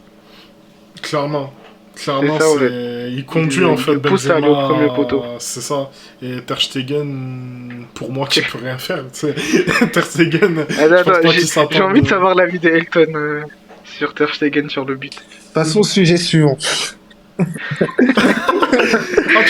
toi, tu le trouves fautif? Non, mais après, c'est vrai que Ter Stegen peut mieux faire, mais pour le coup, de manière très honnête, il y a une série d'erreurs en amont avec Jordi Alba qui D'accord. sort mal et même collectivement où tu presses mal le Real sur la relance. Tu as l'erreur d'Araujo qui est battu à la course et même sur l'intervention défensive qui est pas bien orientée. Et après, tu as Ter Stegen. Mais au final, c'est une série d'erreurs. Donc moi, je vais pas imputer ça qu'à Ter Hmm, Stegen. d'accord. Et sinon, globalement, toi, David, du match de Benzema, qu'est-ce qu'on aurait ajouté en vrai déjà de ce qu'on a Franchement, dit par rapport on a tout dit au début de l'émission, du podcast. Donc non, franchement, t'as tout dit. Et j'espère qu'il va être dans cette forme-là pour les échéances finales à venir. clairement. Un autre homme, je pense, qui a aussi livré un match, je pense, plus consistant, surtout par rapport à l'adversaire, c'est Modric. Il a eu beaucoup plus, je pense, notamment balle au pied, d'influence dans le match, comme tu avais relevé l'action où il fait une ouverture du gauche déséquilibrée sur Vinicius en profondeur, Aucun sens. c'est juste fantastique. Toi, Elton, qu'est-ce que tu as pensé du match de Bon Modric? match de Luka Modric, bon c'est pas son meilleur parce que en raison de la configuration dressée par Zinedine Zidane, où il était plutôt sur un match d'attente, mais il a été précieux parce qu'on connaît Luka Modric balle au pied, mais Luka Modric aussi défensivement parlant, et il est très important notamment dans sa capacité à gagner des duels, et ça c'est un élément qu'on n'a pas relevé notamment tout à l'heure. Cette capacité à gagner des duels individuels. Là-dessus, Luka Modric, il ne s'est pas caché. Et même sur les phases de relance, il a été précieux. Tu vois, sur l'action du premier but, même dans sa manière d'initier le jeu. Et même, et quelque chose, moi, qui m'a fait, ah ouais, ça reste Luka Modric, bah, cette idée de laisser passer le ballon pour apporter de la Ouais. continuité. Donc, même sans toucher le ballon, Mm. il est capable d'être influent. Donc, Luka Modric, bon match, une fois de plus. Mm. Et du coup, je pense que on peut passer aussi à son compère du milieu, Tony Kroos. Ah, votre grand ami. Ouais, Ouais. je pense que c'est la grande séquence. En plus, t'arrives vraiment au moment où, où en ce moment on l'encense le plus. Parce que, comme les gens nous connaissant bien savent qu'on, depuis quelques saisons, on tape énormément sur le joueur. Et là, ces dernières semaines, franchement, même cette saison, hein, globalement, il livre des prestations, franchement, qui sont plus qu'étonnantes. Le match contre Liverpool, je l'ai trouvé fantastique. Encore un match abouti, même si je pense c'est les classicos, je trouve que c'est très particulier avec Rose dans le sens où une fois que c'est dans la configuration des matchs, ça sort de ce qu'il sait faire. C'est très à l'image de je sais plus quel classico où vraiment il essaie d'aller au pressing et il se fait éliminer par Busquets. Je crois que c'était le classico qu'on perd 3-0 et que c'était en 2017-2018 si je dis pas de bêtises. Ouais, je me rappelle plus. Je me Je rappelle crois que plus, j'ai l'idée de c'était Kovacic qui va sur l'individuel sur Messi, mais je me rappelle plus. c'était un classico où même il y avait Paulinho et je crois qu'il avait marqué si je dis pas de Ben, ça bêtises. doit être en 17-18 alors. Ouais, et vraiment, c'est les pires classicos quand Kroos, justement, comment dire, a pas d'aise, que ce soit balle au pied ou sans ballon.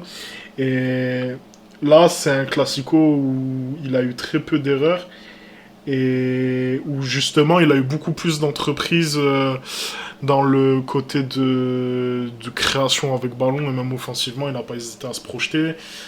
Bon, il a essayé d'armer quelques frappes, mais s'il n'a pas le temps et l'espace pour armer sa patte droite plat du pied, ça va rarement là où il souhaiterait que ça aille.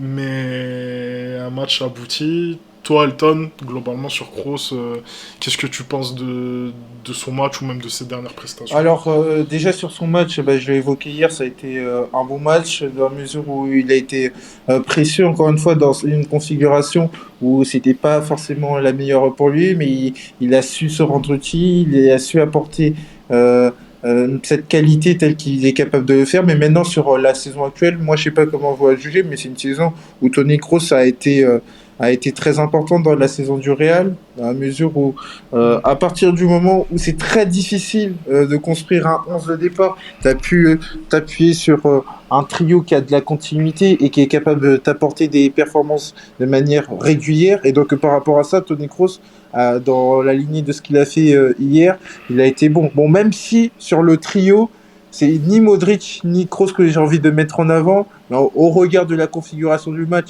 et Dieu sait, vous me connaissez un peu, philosophiquement parlant, j'ai un peu de mal avec ce joueur, c'est Casemiro qui ressort. Eh ben écoute, je te laisse enchaîner sur Casemiro, écoute, parce que moi j'avoue que je sais pas trop comment interpréter son match, j'ai un avis moins dithyrambique, Mais du coup, toi, t'as trouvé comment Casemiro Alors, À part si, excuse-moi David, si t'avais quelque chose à ajouter sur Kroos. non, Kroos, je suis d'accord avec vous. Très bon match hier. Toujours dans la continuité de ce qu'il fait. Moi, juste un petit peu mal. Au début de saison, je le trouvais un peu le Kroos, où je lui reproche d'être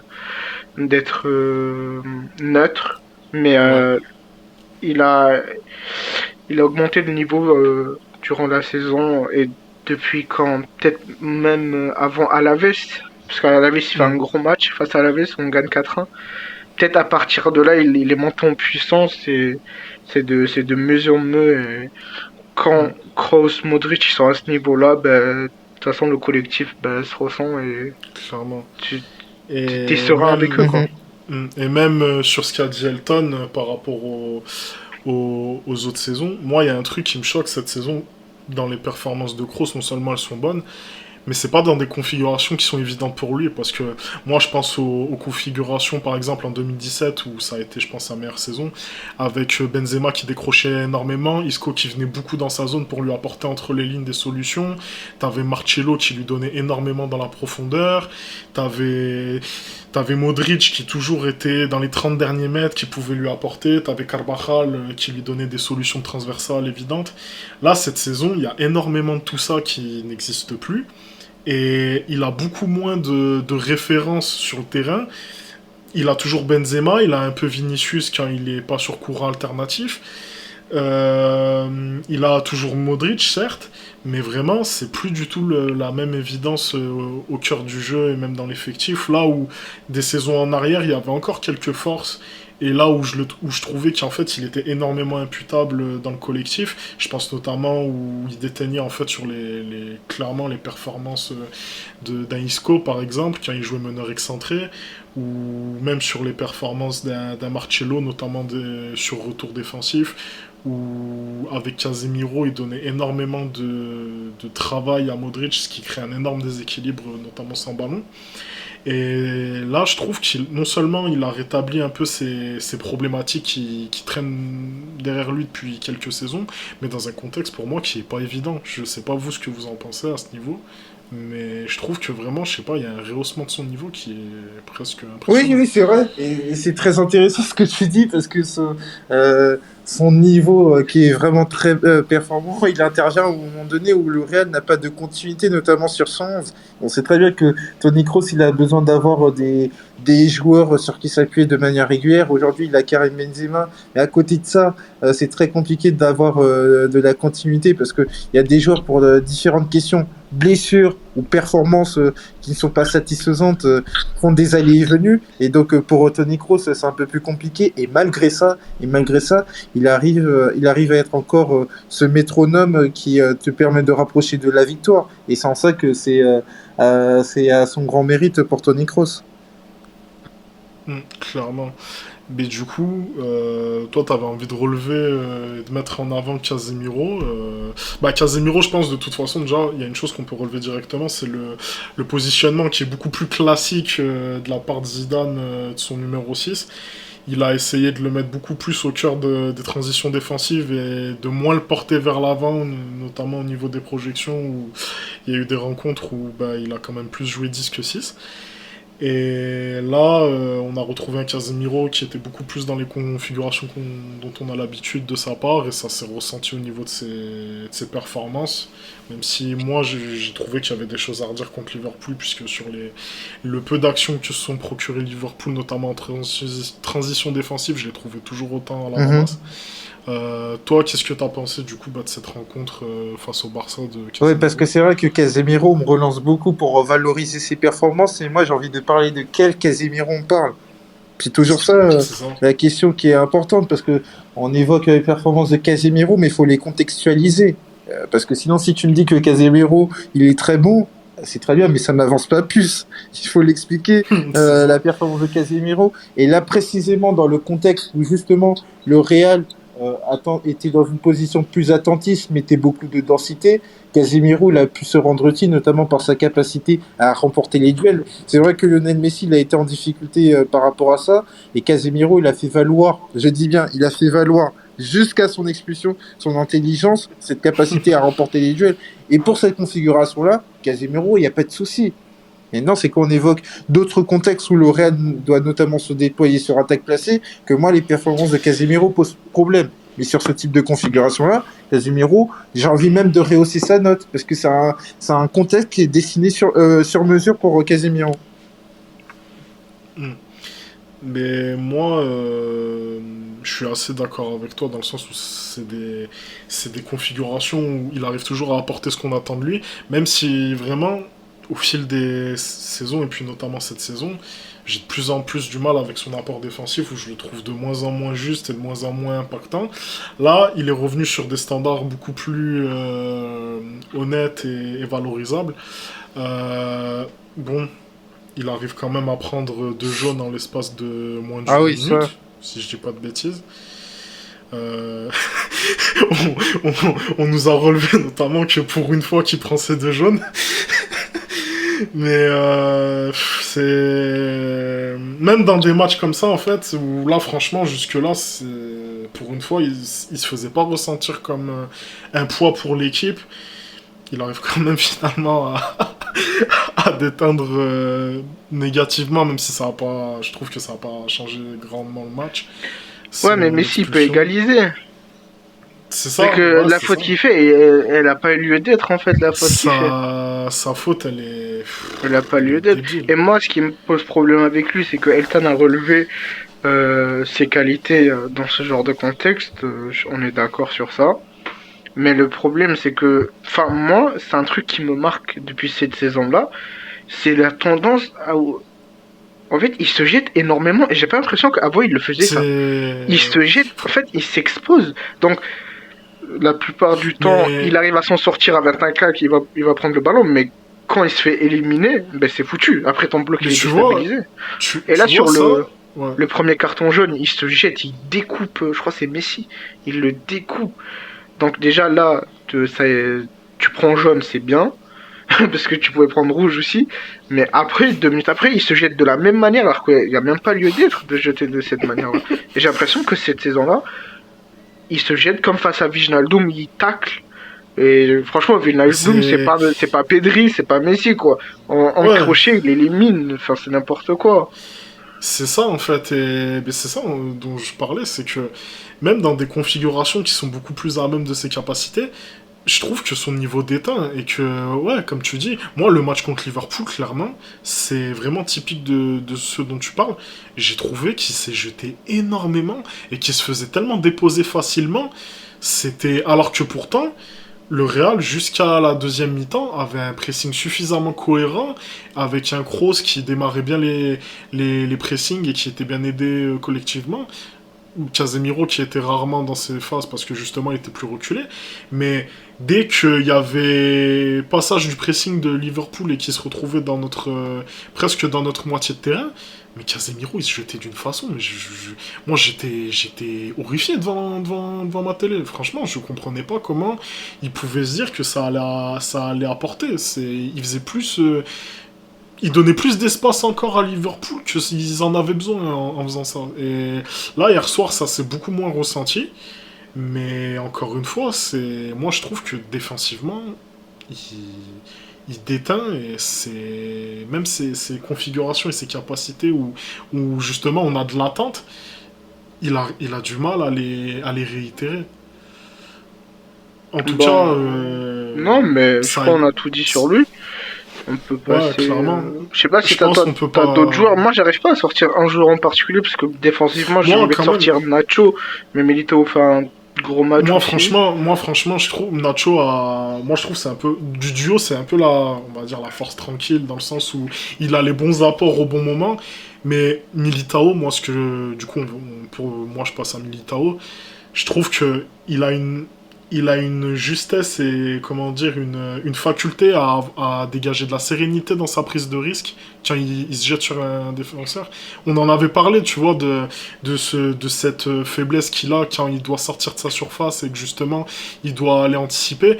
Mais dans la surface, mais c'est Ouais, dans la incroyable. Moi, je surface, trouve il a beaucoup de il qualité. dégage un. Moi, tu Il a vois, énormément de genre, qualité dans la surface. il y a un parallèle que j'ai envie de faire qui en plus est un peu par rapport au passif du joueur, etc. Il me fait penser à ce niveau, il me fait beaucoup penser à Pépé. Je sais pas si toi tu seras Le d'accord. PP dès le début, ouais. Le Pépé qui vraiment, même s'il avait du déchet, il grattait énormément de ballons en allant Puis, oser, qu'est-ce en qu'il mettant saute de la haut sur les personnalité. duels aériens? À chaque fois, t'as l'impression que il saute genre, la moitié de corps de Milito dépasse le corps de l'attaquant. J'ai C'est l'impression que vrai. genre, il prend tous les ballons aériens, il a une défense de fou. Et d'ailleurs là-dessus, je crois que ça, comment dire, enfin, ça le met en mal un peu sur le but qu'on encaisse du coup avec Griezmann qui fait un peu écran.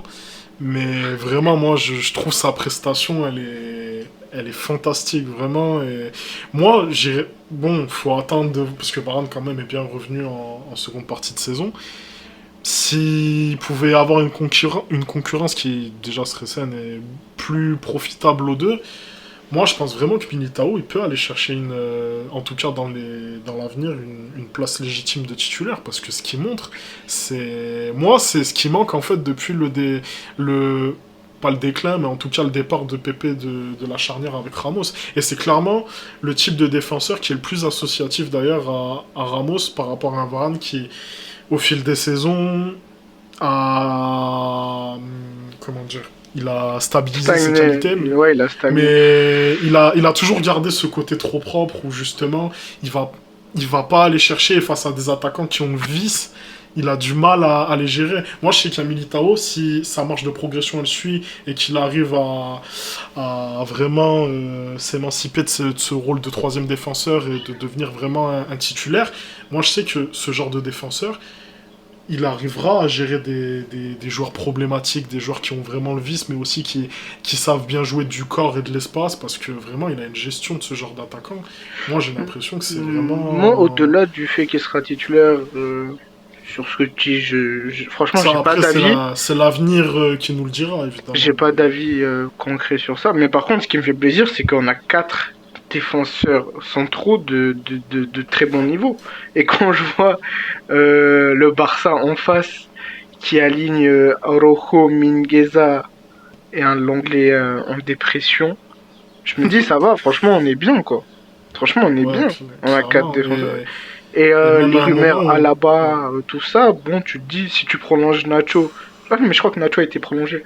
Ouais, je Si crois. tu prolonges Ramos, ben ça va en fait. Derrière, la rotation, elle peut être faite d'une manière sereine pour la saison prochaine. T'as quatre Clairement. défenseurs centraux de bon niveau, voire de très bon niveau. Clairement. Je sais pas si Elton, toi, tu as quelque chose à ajouter sur la performance de Militao, voire même de Nacho. Alors sur Militao, bah, alors, cette semaine va lui faire du bien parce il était un peu le bonnet d'âne après Levante où il avait beaucoup pris et derrière on l'avait un peu moins vu. Et là forcément quand tu as eu le cas Covid de Raphaël Varane, on l'attendait au tournant.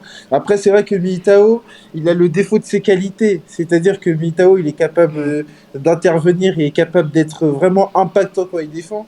Et Militao c'est ce type de défenseur où ses interventions peuvent plus avoir un coût qu'un prix. Et ça, c'est quelque chose à gérer Mm. dans le futur parce que ça se travaille. C'est en 97. Si je dis pas de bêtises, 24 ans au Real Madrid, c'est quand même, t'as quand même le temps de voir venir si tu continues de travailler. Qui sache, jauger ce type d'intervention et que ça prête pas à conséquence. Et pour le reste, sur ce type de configuration-là, il a été vraiment précieux. Peut-être plus que face à Liverpool où il est incriminé sur l'action du but où il peut mieux faire. En tout cas, cette semaine, il va faire du bien. Mhm. Clairement. Moi, je propose, par rapport à la performance de Vasquez, vu qu'il a été écourté par sa blessure, on a relevé précédemment, au début du podcast, vraiment enfin, vraiment la performance fantastique qu'il a livrée jusqu'à sa blessure. Et pour résumer, comme m'a dit pendant le match Yacine, à qui on fait une bise, il a dit que jamais il aurait pensé dire que Lucas Vasquez aurait un impact sur une rencontre comme Ah, le mais sa Classico. sortie est un tournant. Vraiment, c'est parce que jusque-là, je pense même qu'offensivement, Je ça a trouve que c'est été... plus une mauvaise publicité à Odriozola que. Enfin, Bah ouais, dans quand le tu vois sens le gap de niveau où... entre un ailier de formation, un défenseur latéral de formation, t'as peur. Tu te dis, oula, attends, Clairement, c'est pas normal là quand clairement. même. Ça, on aura le temps d'y revenir sur bon, le peu de performances négatives auxquelles on a eu droit. Moi, j'ai envie d'aborder une dernière globalement, parce qu'après Courtois, on peut dire qu'il a quand même fait une très bonne rencontre encore. Et il a vraiment été décisif au moment où on l'attendait. Je pense notamment à l'action sur Messi qui arrive par la droite et qui il sort super bien sur l'action. Mais du coup, je voulais qu'on parle de Vinicius, qui a connu une rencontre un peu, on va dire, mi-figue, mi-raisin, entre la première mi-temps que moi je trouvais dans la dynamique de celle contre Liverpool où vraiment il était ultra juste, il était redoutable et il se procure beaucoup d'occasions et toujours avec autant de personnalité et de lucidité. Et deuxième mi-temps, on ne comprend pas pourquoi il a décidé de jouer avec le Barça. Dans le sens où déjà, bon, alors c'est là où tu vois que je pense que dans la configuration du match, s'il n'y avait pas eu la blessure de Vasquez, on aurait eu droit à Valverde plus longtemps dans la rencontre. Et je pense que au moment où Valverde sort, ça aurait été Vinicius, parce que je l'ai senti physiquement où il avait quand même un peu plus de mal à enchaîner, et même dans la lucidité, il était beaucoup moins lucide. Et l'action où il a soit la possibilité de partir tout seul et finir, soit le choix qu'il prend de la donner à Benzema, que moi je trouve bon, mais que dans l'exécution il foire totalement. Il est retombé un peu dans les travers qu'on lui connaît, que beaucoup aiment taper dessus. Mais ouais, ça a été une rencontre un peu un courant alternatif, et justement, il a montré tout le bon en première et tout le mauvais en deuxième. Toi, David, t'as pensé quoi de son match globalement? Bah, ouais, c'est la première mi-temps très, très, très utile pour faire mal au Barça. Et la deuxième mi-temps, bah, ouais, le Vinicius, qu'on qu'on connaît, je suis d'accord avec toi qui doit la mettre à Benzema, mais par contre, de la gauche. Ouais. Pas extérieur du pied, de la gauche. Mais sinon, après peut-être physiquement aussi, il a baissé sur la deuxième mi-temps. Mais Ouais, ouais, moi j'ai senti ça aussi. prestation mitigée, la première très bonne et la deuxième mauvaise. Surtout Mm. sur une séquence de 5 10 minutes où il fait n'importe quoi un peu et ouais, c'est chiant parce que nous on l'aime bien ici, mais ouais, Mm. prestation mitigée. Mm. Et toi, Elton, toi, je sais que t'es de ceux qui, justement, sont pour valoriser ce type de profil, ce type de joueur. Toi, qu'est-ce que t'as pensé de sa prestation, puis même de, globalement, ce qu'il apporte ces dernières Bah, c'est vrai semaines? que sur ce match-là, c'est une prestation contrastée, parce qu'on l'a vu qu'il a été Mm. le grand gagnant du plan du Real à partir du moment où le Real avait davantage d'idées claires, notamment sur sa manière de contre-attaquer, donc forcément Vinicius était au diapason. Après, je pense qu'il a été la victime, entre guillemets, justement de ce plan du Real, parce que vous l'avez évoqué il y a une trentaine de minutes, le Real n'a pas pu avoir, notamment sur la première mi-temps, l'opportunité de s'installer de manière concrète dans le camp du Barça. Il n'y a pas eu des périodes de respiration qui auraient aidé Vinicius. Là, à partir du moment où c'était un plan qui Mm. était full Vinicius, où on essayait de le chercher, donc ça a été un peu plus compliqué parce qu'il a payé ses efforts consentis, notamment lors du Classico, et je pense que ça a joué dans sa performance. C'est une performance contrastée. Après, j'ai pas envie, c'est pas là où je vais l'attaquer. Parce que je me souviens de cette Mm. première mi-temps, de cette action où il est impliqué sur le second but, enfin dans cette idée de trouver le coup franc qui au final devient décisif. Donc ça reste une prestation mitigée, mais qui remet pas en cause sa titularisation pour Anfield, par exemple. Mm. Clairement. Bah écoutez, je pense on a fait le tour des prestations positives côté Madrid. On va parler rapidement de celles qui sont un peu qui ont été négatives et pas qu'un peu. Toi, t'as envie d'aborder lequel en premier, David?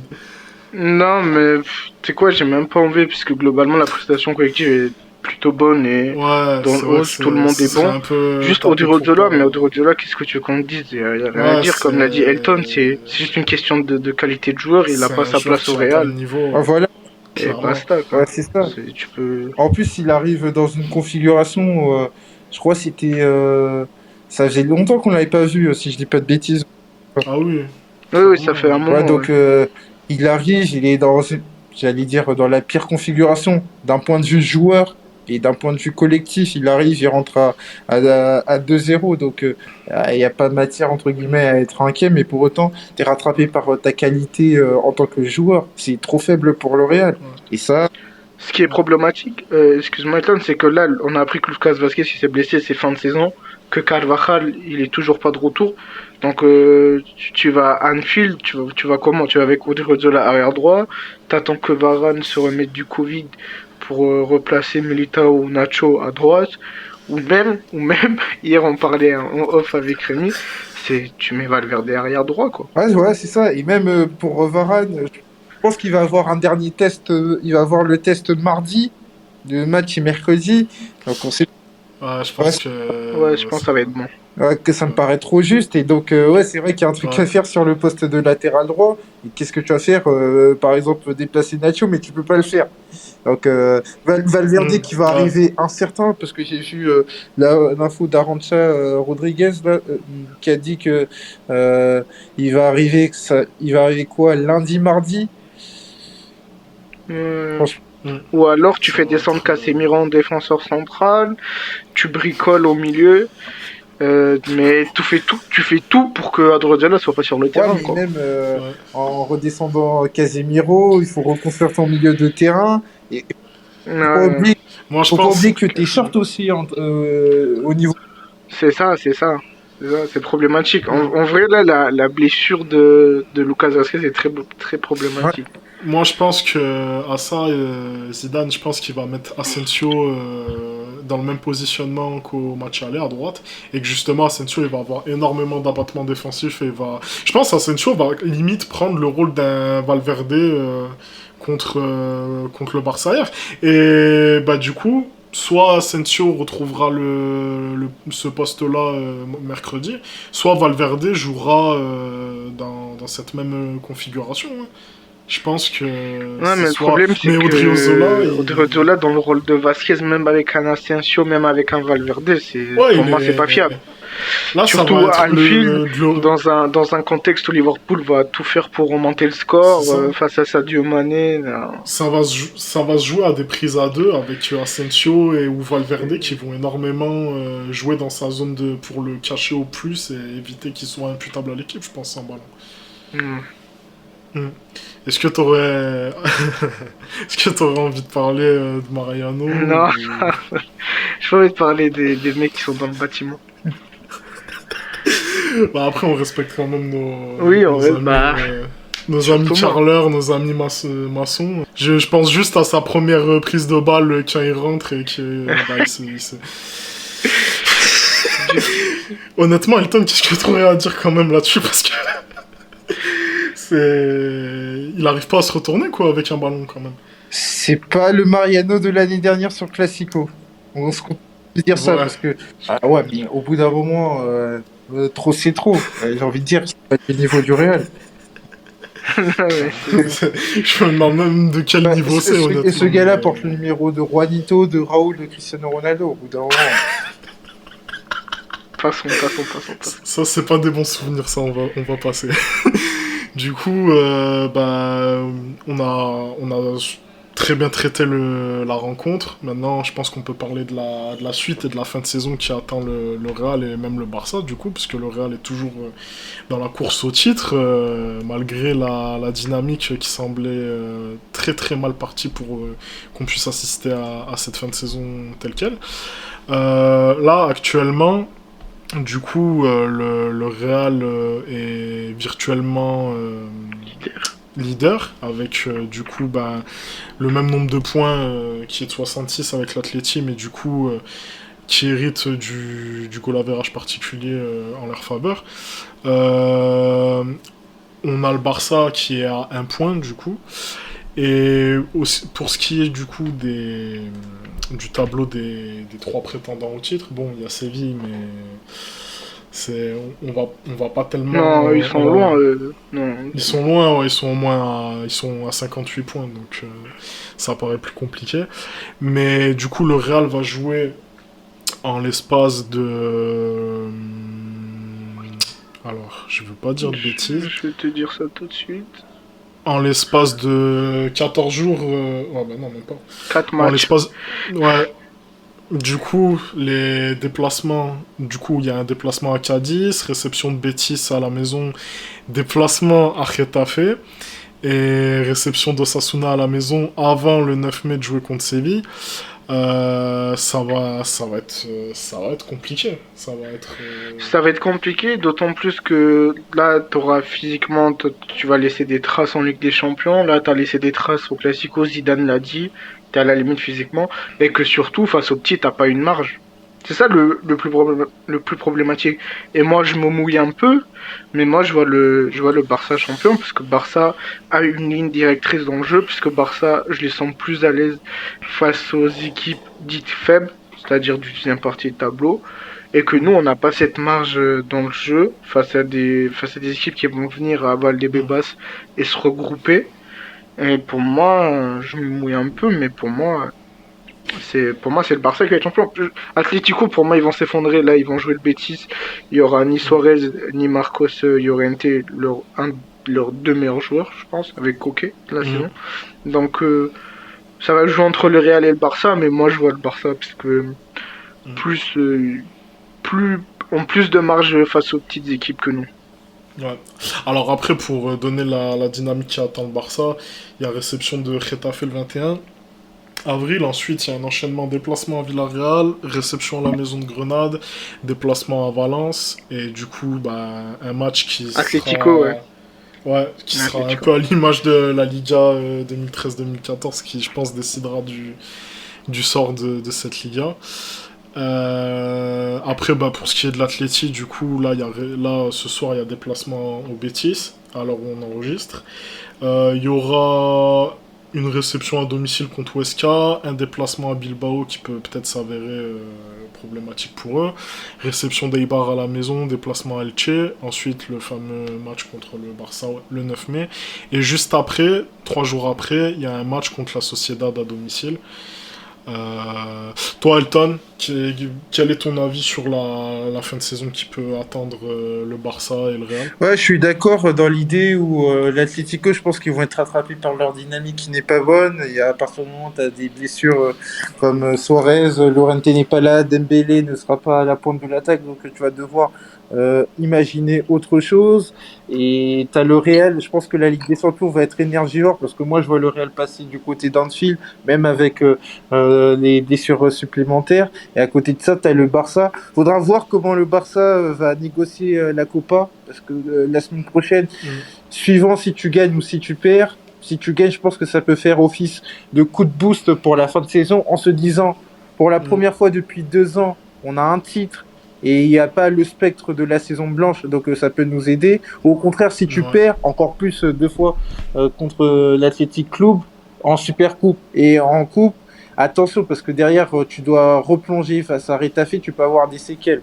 Et donc, ouais, ça va être très intéressant de voir comment le Barça va négocier cette finale de Copa. Mais sinon, ouais, c'est vrai, pour la dynamique, moi, je vois le Barça être costaud pour aller chercher ce titre. Je pense qu'on a été complet sur la dynamique des deux équipes qui leur attend.